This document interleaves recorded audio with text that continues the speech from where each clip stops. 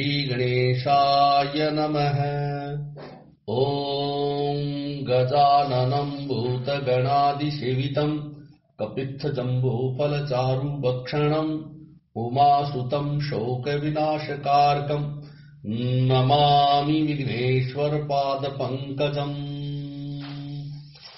नमो देव्यै महादेव्यै शिवायै सततं नमः।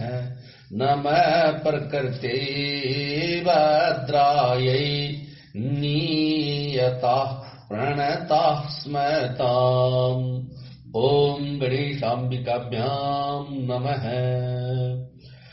मङ्गलं भगवान् विष्णु मङ्गलं गरुडध्वज मङ्गलं पुण्डरीकाक्षो मङ्गलायतनो हरि। ओम हनुमांजनी सुनुर्वायु पुत्रो महाबलः रामेष्ठः फाल्गुनसखः पिंगाक्षो अमित विक्रमः बुद्धि कर्मणश्चैव सीता शोक विनाशनः लक्ष्मण प्राणदाता च दशग्रीवस्य दर्पाः द्वादशैतानि नामानि कपीन्द्रस्य महात्मनः। स्वापकाले प्रबोधे च यात्रा काले च य पठेत् तस्य सर्वभयं नास्ति रणे च विजय भवेत्। नमस्तेऽस्तु महावीर नमस्ते वायुनंदन विलोक्य कृपया नित्यं त्राहि माम भक्तवत्सल। अनेनोपचार पूजनेन श्री मारुति नंदन हनुमान प्रियताम। जय श्री राम। आपदाम हर्तारं दातारं सर्वसंपदां लोकाभिरामं श्रीरामं भूयो भूयो नमाम्यहम्। रामाय रामभद्राय रामचन्द्राय मानसे रघुनाथाय नाथाय सीताया पतये नमः। नीलाम्बुज श्यामल कोमलांगं सीता स्मारोपित वामभागं पाणौ महासायक चारुचापं नमामि रामं रघुवंशनाथम्। रामाय रामभद्राय रामचन्द्राय भेदसे रघुनाथाय नाथाय सीतायाः पतये नमः। रामं रामानुजं सीतां भरतं भरतानुजं सुग्रीवं वायुसूनुं च प्रणमामि पुनः पुनः। वेद वेद्ये परे पुंसि जाते दशरथात्मजे वेदः प्राचेत सादासीत् साक्षात् रामायणात्मना। ओम। सप्तमः सर्ग है राजमंत्रियों के गुण और नीति का वर्णन। तस्यामात्या गुणैराक्षसन्निक्षवाको सुमात्मनः मन्त्रज्याश्चेतिङ्गतज्जाश्च नित्यं प्रियहिते रताः। अष्टौ बभूवुर्वीरस्य तस्यामात्या यशस्विनः शुचयश्चानुरक्ताश्च राजकृतेषु नित्यशः। इक्ष्वाकुवंशी वीर महामना महाराज दशरथ के मंत्रीजन उचित गुणों से संपन्न 8 मंत्री थे जो मंत्र के तत्व को जानने वाले और बाहरी चेष्टा देखकर ही मन के भाव को समझ लेने वाले थे। ऐसे सदा ही राजा के प्रिय एवं हित में लगे रहते थे, इसलिए उनका यश बहुत फैला हुआ था। वे सभी शुद्ध आचार विचार से युक्त थे और राजकीय कार्यों में निरंतर संलग्न रहते थे। धृष्टिर्जयंतो विजय सुराष्ट्रो राष्ट्रवर्धनः एकोपो धर्मपालश्च सुमंत्रश्चाष्टमोऽर्थवित्। उनके नाम इस प्रकार हैं: दृष्टि, जयंत, विजय, सुराष्ट्र, राष्ट्रवर्धन, एकोप, धर्मपाल और 8वें सुमंत्र जो अर्थशास्त्र के ज्ञाता थे। ऋत्विजौ द्वाभिमतौ तस्यास्तामृषि सत्तमौ वसिष्ठो वामदेवश्च मंत्रिणश्च तथा परे सूयज्योपथ जाबाली कश्यपोऽप्यथ गौतमः मार्कण्डेयस्तु दीर्घायुस्तथा कात्यायनो द्विजः। ऋषियों में श्रेष्ठतम वशिष्ठ और वामदेव ये दो महर्षि राजा के माननीय ऋत्विज अर्थात पुरोहित थे। उनके सिवा सुयज्ञ, जाबाली, कश्यप, गौतम, दीर्घायु मार्कंडेय और विप्रवर का चयन भी महामंत्री के मंत्री थे। कात्यायन आदि भी महाराज के मंत्री थे। एतैर ब्रह्मर शीर्भिर्त मृद्विजस्तस्य पौरकाः विद्या विनीता ह्रीमन्त कुशला नियतेन्द्रियाः श्रीमन्तश्च महात्मनः शस्त्रज्ञा दृढविक्रमाः कीर्तिर्मन्तः प्रणहिता यथा वचनकारिणः तेज क्षमा यश प्राप्ता स्मित पूर्वाभिभाषिणः क्रोधात् कामार्थ हेत्वोर्वा न ब्रूयुर्नृतं वचः। इन ब्रह्म ऋषियों के साथ राजा के पूर्व परंपरागत ऋत्विज भी सदा मंत्री का कार्य करते थे। वे सब के सब विद्वान होने के कारण विनयशील, शैलज, कार्यकुशल, जितेंद्रिय, श्री संपन्न, महात्मा, शस्त्र विद्या के ज्ञाता, सुदृढ़ पराक्रमी, यशस्वी, समस्त राजकार्यों में सावधान, राजा की आज्ञा के अनुसार कार्य करने वाले, तेजस्वी, क्षमाशील, कीर्तिमान तथा मुस्कुराकर बात करने वाले थे। वे कभी काम, क्रोध या स्वार्थ के वशीभूत होकर झूठ नहीं बोलते थे। तेषां विदितं किंचित स्वेषु नास्ति परेषु वा क्रियमाणं कृतं वापि चारेणापि चिकीर्षितम्। अपने या शत्रु पक्ष के राजाओं की कोई भी बात उनसे छिपी नहीं रहती थी। दूसरे राजा क्या करते हैं, क्या कर चुके हैं और क्या करना चाहते हैं, ये सभी बातें गुप्तचरों द्वारा उन्हें मालूम होती रहती थी।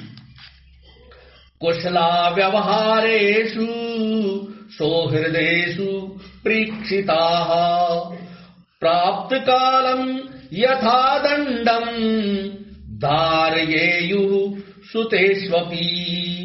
वे सभी व्यवहार कुशल थे। वे सभी व्यवहार कुशल थे। उनके सौहार्द की अनेक अवसरों पर परीक्षा ली जा चुकी थी। वे मौका पड़ने पर अपने पुत्र को भी उचित दंड देने में भी नहीं हिचकते थे। कोश संग्रहणे युक्ता बलस्य च परिग्रहे अहितं चापि पुरुषं हिंसोर विदूषकम।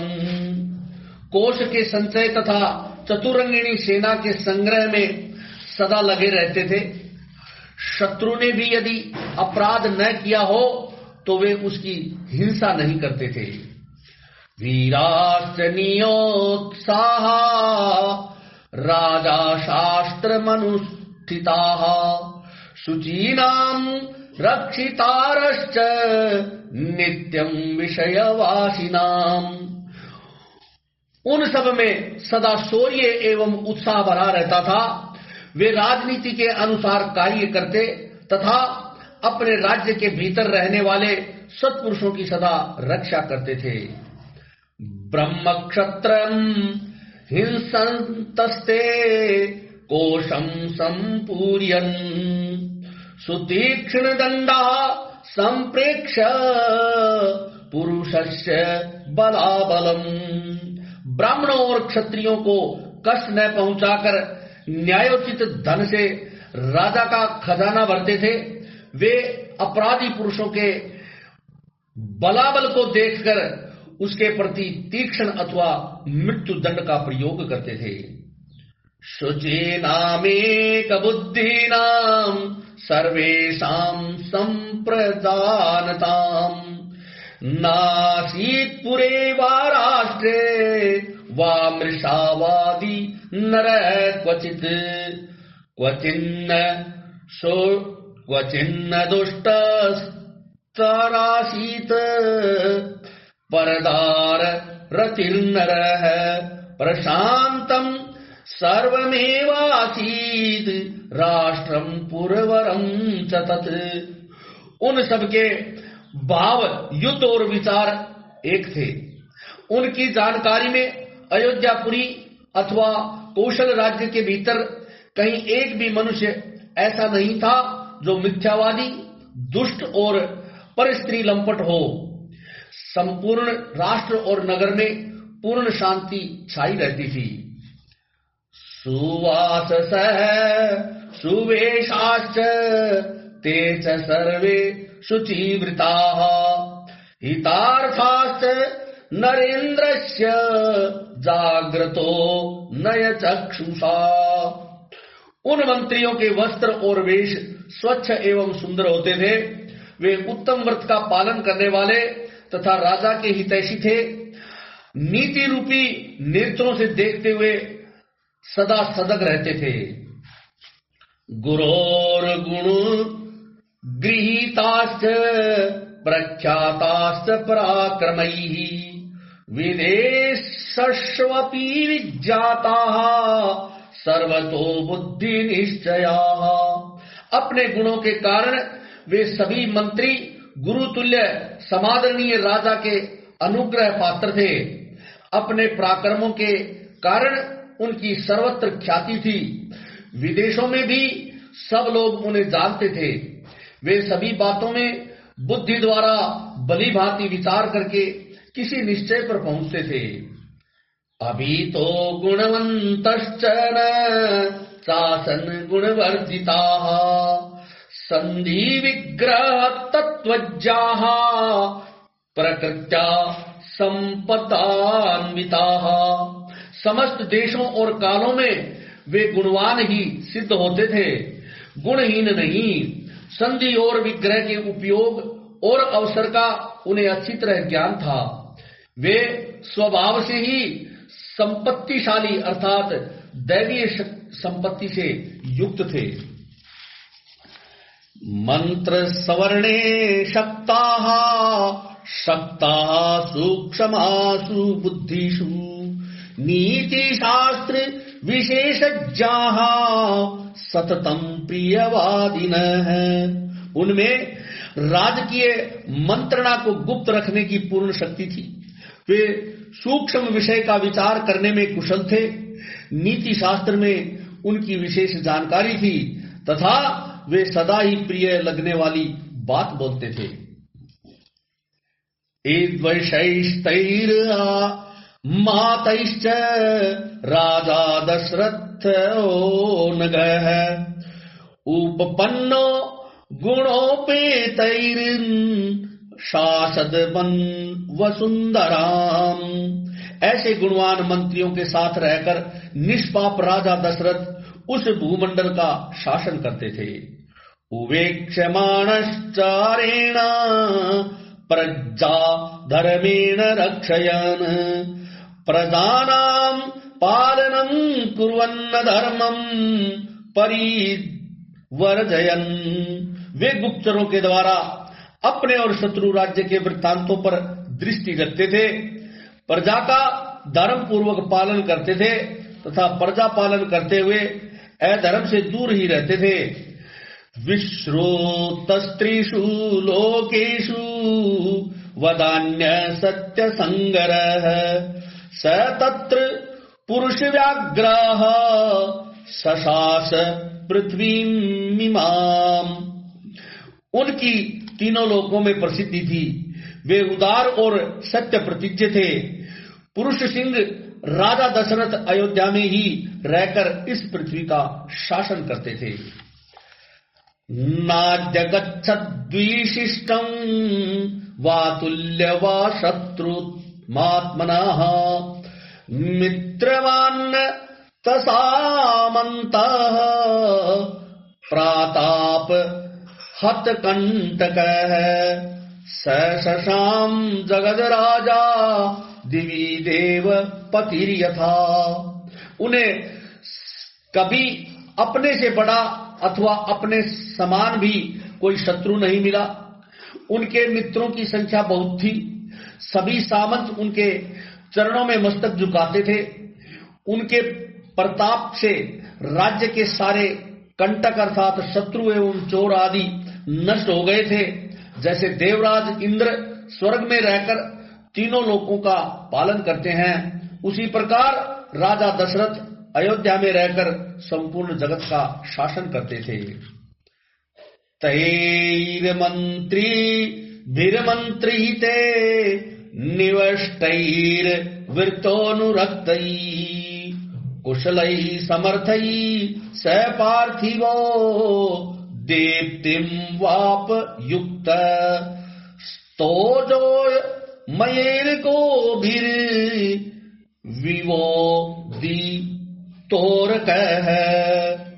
उनके मंत्री मंत्रणा को गुप्त रखने तथा राज्य के हित साधन में संलग्न रहते थे।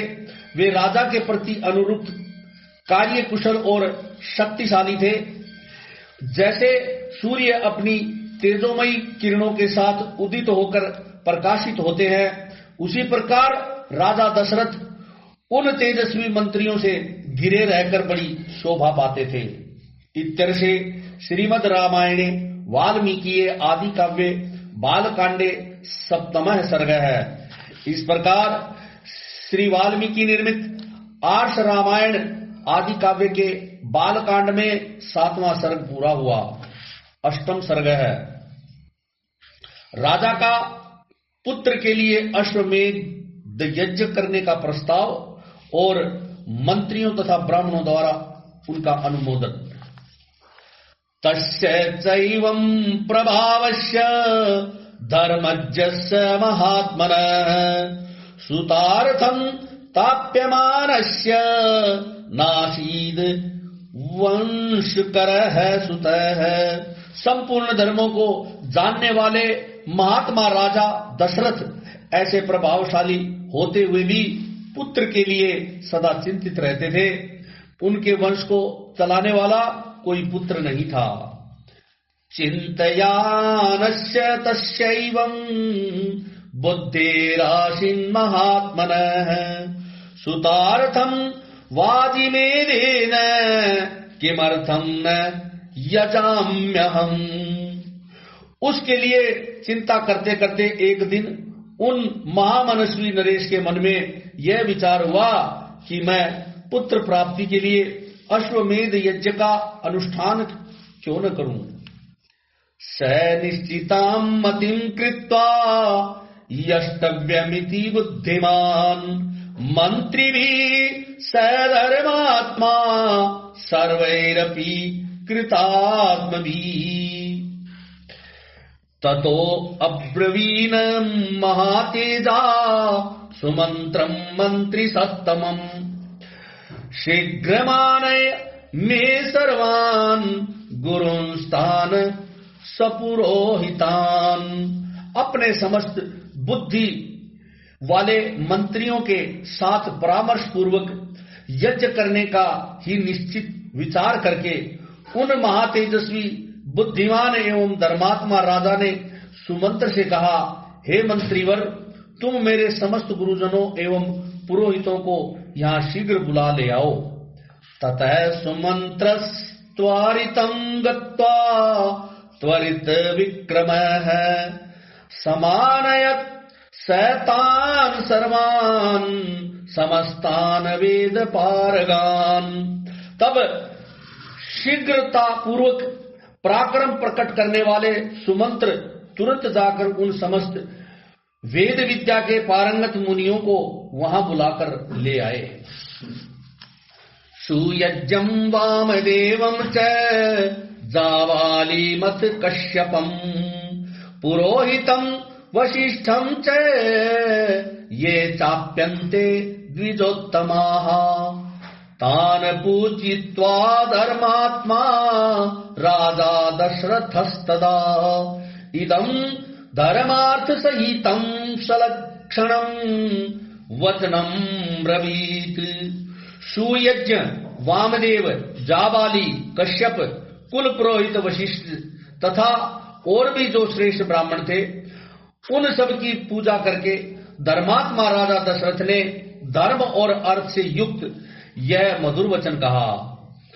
ममलालप्य मानस्य सुतार्थं नास्ति वै सुखं तदर्थं हयमेदेन यक्षामीति मतिर्मम। हे महर्षियों, मैं सदा पुत्र के लिए विलाप करता रहता हूँ। उसके बिना इस राज्य आदि से मुझे सुख नहीं मिलता। अतः मैंने यह निश्चय किया है कि मैं पुत्र प्राप्ति के लिए अश्वमेध द्वारा भगवान का यजन करूं। तदहं यष्टुमिच्छामि शास्त्र दुष्टेन कर्मणा कथं प्राप्स्याम्यहं कामं बुद्धिरत्र विचिन्तयताम्। मेरी इच्छा है कि शास्त्रोक्त विधि से इस यज्ञ का अनुष्ठान करूं। अतः किस प्रकार मुझे मेरी मनोवांछित वस्तु प्राप्त होती है, उसका विचार आप लोग यहाँ करें। ततः साविति तद्वाक्यं ब्राह्मणाः प्रत्यपूजयन् वशिष्ठ प्रमुखा सर्वे पार्थिवस्य मुखेरितं। राजा के ऐसा कहने पर वशिष्ठ आदि सब ब्राह्मणों ने बहुत अच्छा है ऐसा कहकर उनके मुख से कहे गए पूर्वोक्त वचन की प्रशंसा की। उचोश्च परम प्रीता सर्वे दशरथं वचः संभारः संभ्रियन्ताते गुरु संभारः संभ्रियन्ताते तुरगश्च विमुच्यताम्। सर्याश्चोत्रे तीरे यज्ञ भूमिर् विधीयताम् सर्वथा प्रापश्यस्ये पुत्रान् विप्रेतांश पार्थिव यस्य ते धार्मिकी बुद्धिरियं पुत्रार्थमागता। फिर वे सभी अत्यंत प्रसन्न होकर राजा दशरथ से बोले, हे महाराज, यज्ञ सामग्री का संग्रह किया जाए, भूमंडल में भ्रमण के लिए यज्ञ संबंधी अश्व छोड़ा जाए तथा सरयू के उत्तर तट पर यज्ञ भूमि का निर्माण किया जाए। तुम यज्ञ द्वारा सर्वथा अपनी इच्छा के अनुरूप पुत्र प्राप्त कर लोगे, क्योंकि पुत्र के लिए तुम्हारे हृदय में ऐसी धार्मिक बुद्धि का उदय हुआ है। ततस्तुष्टो भवद्राजा श्रुत्वैतद् द्विजभाषितम् अमात्यान् ब्रवीद् राजा हर्ष व्याकुलोचनाः संभारः संभ्रियन्तामे गुरूणां वचनादिह समार्थाधीष्टतश्चाश्व सोपाध्ययो विमुच्यताम् सारय्याश्चोत्रे तीरे यज्ञ भूमिर्विधीयताम् शान्तयाश्चापि वर्धन्ताम् कथाकल्पम् यथ विधि शाक्य प्राप्तुम् अयम् यज्ञ सर्वेणापि महीक्षिता नापारादो भवेत् कष्टो यदस्मिन् क्रतु सप्तमे छिद्रम् हि मृगयन्ते स्म विद्वांसो ब्रह्म राक्षसाः। ब्राह्मणों का यह कथन सुनकर राजा बहुत संतुष्ट हुए। हर्ष से उनके नेत्र चंचल हो उठे। वे अपने मंत्रियों से बोले, गुरुजनों की आज्ञा के अनुसार यज्ञ की सामग्री यहाँ एकत्र की जाए। शक्तिशाली वीरों के संरक्षण में उपाध्याय सहित अश्व को छोड़ा जाए। सरयू के उत्तर तट पर यज्ञ भूमि का निर्माण हो। शास्त्रोक्त विधि के अनुसार क्रमशः शांति कर्म का विस्तार किया जाए, अर्थात जिससे विघ्नों का निवारण हो। यदि इस श्रेष्ठ यज्ञ में कष्टप्रद अपराध बन जाने का भय न हो तो सभी राजा इसका संपादन कर सकते हैं, परंतु ऐसा होना कठिन है क्योंकि विद्वान ब्रह्म राक्षस यज्ञ में विघ्न डालने के लिए छिद्र ढूंढा करते हैं।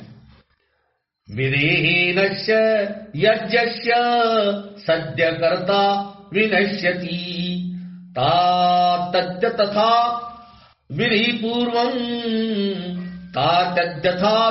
पूर्वम् मे क्रतुरेश समाप्यते तथा विधानम् क्रियताम् समर्था साधनोश्विति। विधिहीन यज्ञ का अनुष्ठान करने वाला यजमान तत्काल नष्ट हो जाता है। अतः मेरा यह यज्ञ जिस तरह विधि पूर्वक संपन्न हो सके वैसा उपाय किया जाए। तुम सब लोग ऐसे साधन प्रस्तुत करने में समर्थ हो। यथोचित चाब्रुवन् सर्वे मंत्रेण प्रतिपूजिताः पार्थिवेन्द्रस्य तद् वाक्यम यथा पूर्वम निशम्यते। राजा के द्वारा सम्मानित हुए समस्त मंत्री पूर्ववत उनके वचनों को सुनकर बोले, बहुत अच्छा है, ऐसा ही होगा।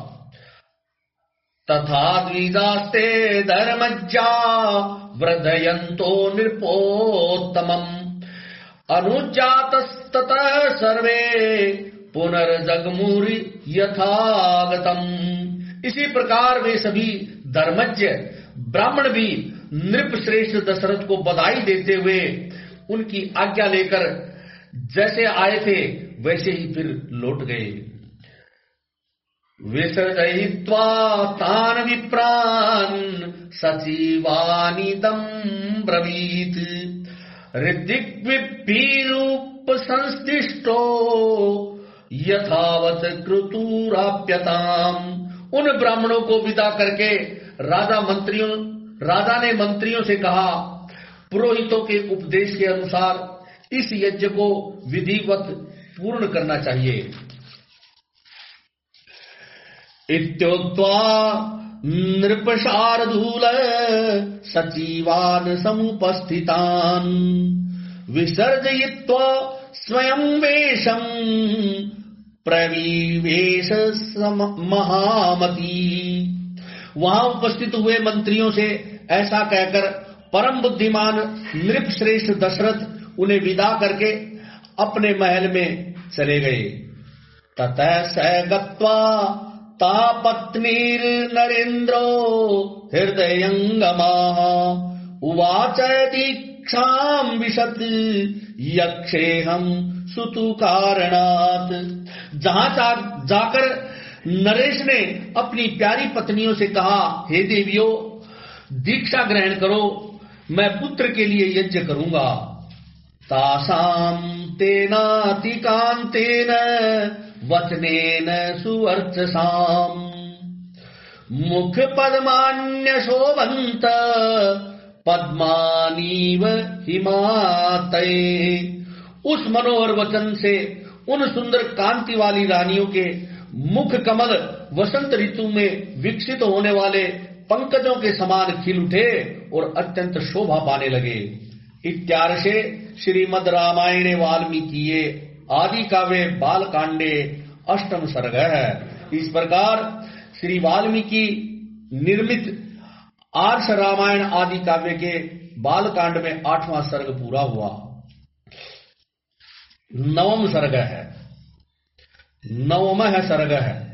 सुमंत्र का राजा को ऋष्य श्रृंग मुनि को बुलाने की सलाह देते हुए उनके अंग देश में जाने और शांता से विवाह करने का प्रसंग सुनाना है। एतच्छ्रुत्वा रहसूतो राजानमिदं ब्रवीत श्रूयतां तत् पुरावृत्तम पुराणे च मया श्रुतम। पुत्र के लिए अश्वमेध यज्ञ करने वाली बात सुनकर सुमंत्र ने राजा से एकांत में कहा, हे महाराज, एक पुराना इतिहास सुनिए। मैंने पुराण में भी इसका वर्णन सुना है। ऋत्विग् बरूपादिष्टोऽयं पुरावृत्तो मया श्रुतः सनत कुमारो भगवान पूर्वं कथितवान् कथाम् ऋषीणां सन्निधो राजस्त्वं पुत्रागमं प्रति।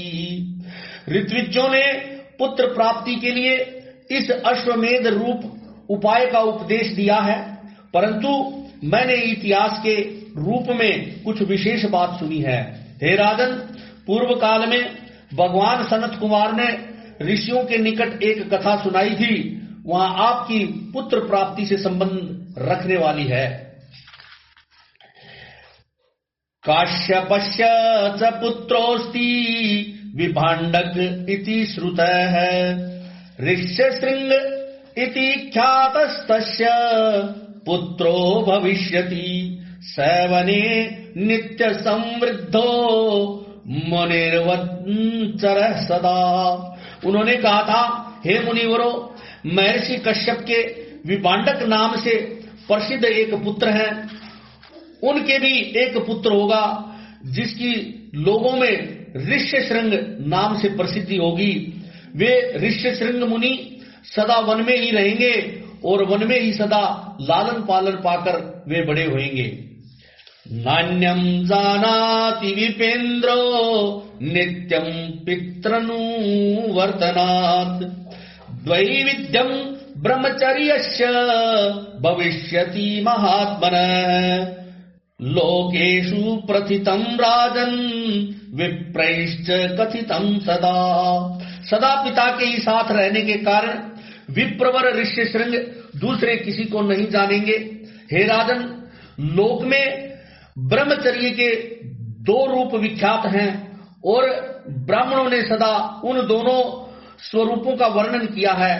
एक तो है दंड मेखला आदि धारण रूप मुख्य ब्रह्मचर्य और दूसरा है ऋतु काल में पत्नी समागम रूप गौण ब्रह्मचर्य।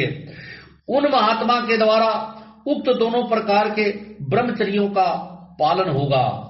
तस्यैवं वर्तमानस्य काल संविवर्तत अग्निं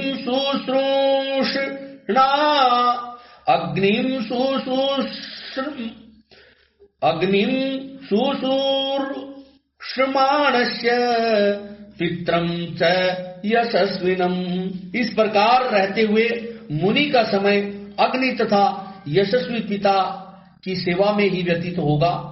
एतस्मिन्नेव काले तु रोमपाद प्रतापवान अंगेषु प्रथितो राजा भविष्यति महाबलः तस्य व्यतिक्रमाद् राज्यो भविष्यति सुदारुणा अनावृष्टि सुघोरा वै सर्वलोक भयावह।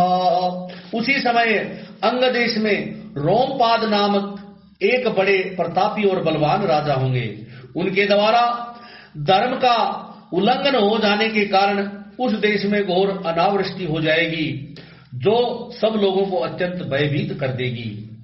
अनावृष्टयाम तु वृत्त्यायाम राजा दुःख समन्वितः ब्राह्मणांचु संवृद्धान समानीय प्रवक्षति भवन्तः श्रुतु कर्माणो लोक चारित्र वेदिनः समादिशन्तु नियमं पर्यश्चित्तम यथा भवेत्। वर्षा बंद हो जाने से राजा रोमपाद को भी बहुत दुख होगा। वे शास्त्र ज्ञान में बढ़े चढ़े ब्राह्मणों को बुलाकर कहेंगे, हे विप्रवरो, आप लोग वेद शास्त्र के अनुसार कर्म करने वाले तथा लोगों के आचार विचार को जानने वाले हैं, अतः कृपा करके मुझे ऐसा कोई नियम बताइए जिससे मेरे पाप का प्रायश्चित हो सके। इत्युक्तास्ते ततो राज्ञा सर्वे ब्राह्मण सत्तमा वक्षन्ति ते महीपालम् ब्राह्मणा वेद पारगा। राजा के ऐसा कहने पर वे वेदों में पारंगत विद्वान सभी श्रेष्ठ ब्राह्मण उन्हें इस प्रकार सलाह देंगे। विभाण्डक श्रुतम राजन सर्वोपायरिहानय आनायतु महीपाल ऋष्य श्रृंगम सुसत्कृतम। विभाण्डक श्रुतम राजन ब्राह्मणम वेद पारगम पर्यच्छ कन्याम शांताम वै विदीना सुसमाहित। हे राजन, विभाण्डक के पुत्र ऋष्यशृंग वेदों के पारगामी विद्वान हैं। हे भूपाल, आप सभी उपायों से उन्हें यहाँ ले आइए, बुलाकर उनका भली भांति सत्कार कीजिए, फिर एकाग्रचित हो वैदिक विधि के अनुसार उनके साथ अपनी कन्या शांता का विवाह कर दीजिए। तेषां तु वचनं श्रुत्वा राजा चिंतां परापतश्यते केनोपायेन वै शक्यमिहानेतुं सवीर्यवान्। उनकी इस बात को सुनकर राजा इस चिंता में पड़ जाएंगे कि किस उपाय से उन शक्तिशाली महर्षि को यहाँ लाया जा सके। ततो राजा